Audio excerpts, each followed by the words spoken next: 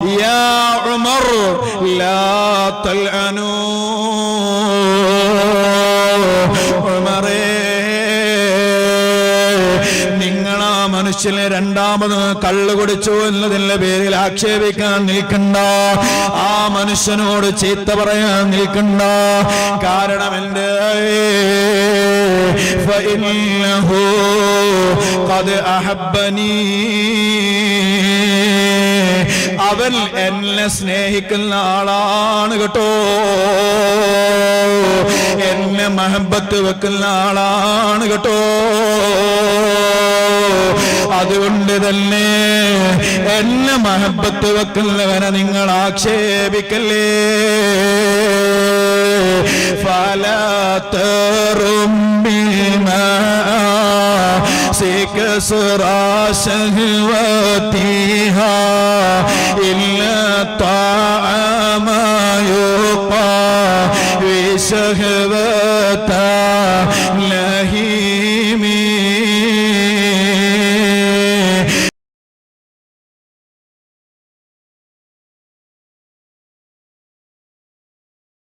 മഹാനായ ഇമാം ബുഖാരി തങ്ങൾ ഉദ്ധരിക്കുന്ന ഒരു ഹദീസുണ്ട്.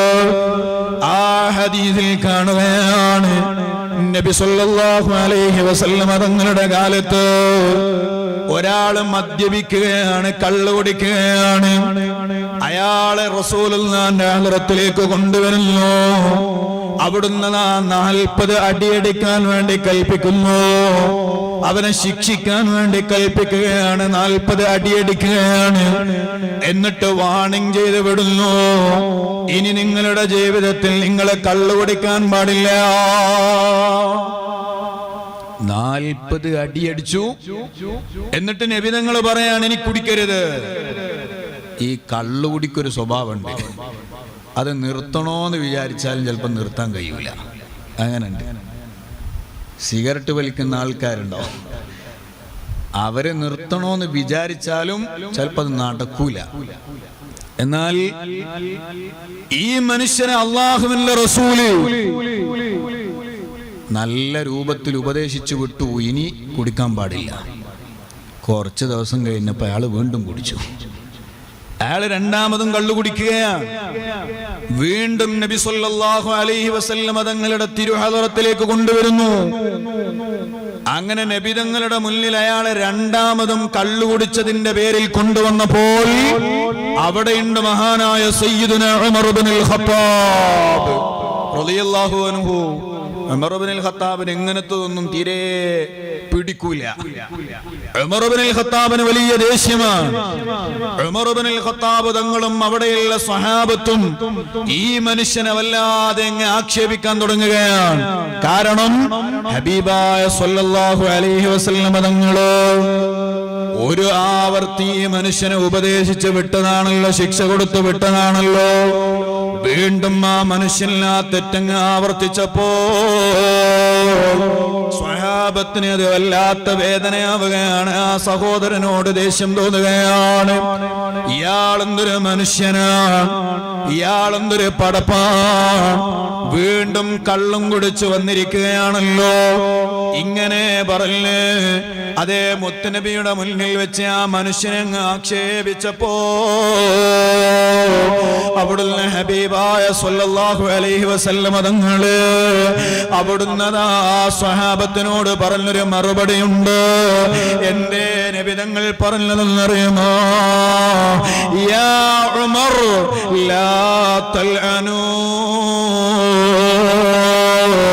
ഉമറേ, നിങ്ങളാ മനുഷ്യനെ രണ്ടാമത് കള്ളു കുടിച്ചു എന്നതിന്റെ പേരിൽ ആക്ഷേപിക്കാൻ നിൽക്കണ്ട, ആ മനുഷ്യനോട് ചീത്ത പറയാൻ നിൽക്കണ്ട. കാരണം എന്റെ ഫഇന്നഹു ഖദ് അഹബ്ബനീ, അവൻ എന്നെ സ്നേഹിക്കുന്ന ആളാണ് കേട്ടോ, എന്നെ മഹബത്ത് വെക്കുന്ന ആളാണ് കേട്ടോ.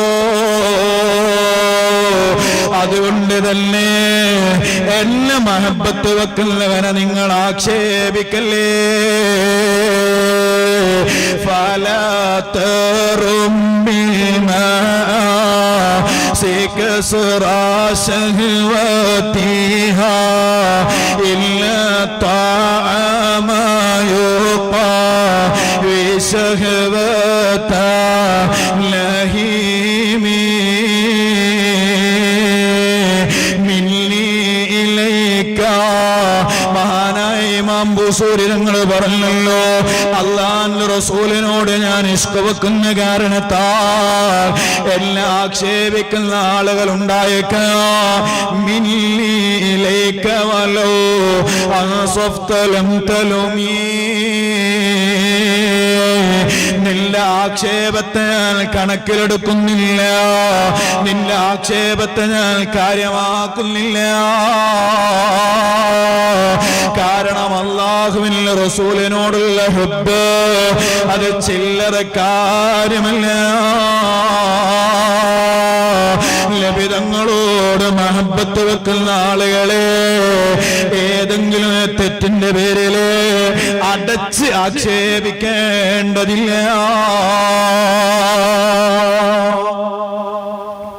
നബിതങ്ങളെ മഹബത്ത് വെക്കുന്ന ആളുകൾ അവരെന്ത് തെറ്റ് ചെയ്താലും അവരെ ആക്ഷേപിക്കരുത് എന്നല്ല പറഞ്ഞത്, പിന്നെയോ അവരെ ഉപദേശിച്ചു കൊടുക്കാം, ഇനി അങ്ങനെ ചെയ്യരുത് എന്ന് പറയാം. പക്ഷേ അടച്ച് ആക്ഷേപിച്ച് നീ ഒന്നിനും പറ്റാത്തവനാ, ആ നിലക്ക് അവരോട് പറയരുത്. കാരണം ഫഇന്നഹു ഖദ് അഹബ്ബനി, അവൻ കള്ളു കുടിച്ചിട്ടുണ്ടെങ്കിലും എന്നെ ഇഷ്ടം വെക്കുന്ന ആളാണ് സയ്യിദുനാ മുഹമ്മദുർ റസൂലുള്ളാഹി സ്വല്ലല്ലാഹു അലൈഹി വസല്ലം. അതുകൊണ്ടാണ് സ്വഹാബത്ത് എല്ലാത്തിനേക്കാളും അധികം സ്ഥാനം കൊടുത്തത് മഹബ്ബത്തു റസൂലില്ലാഹ്.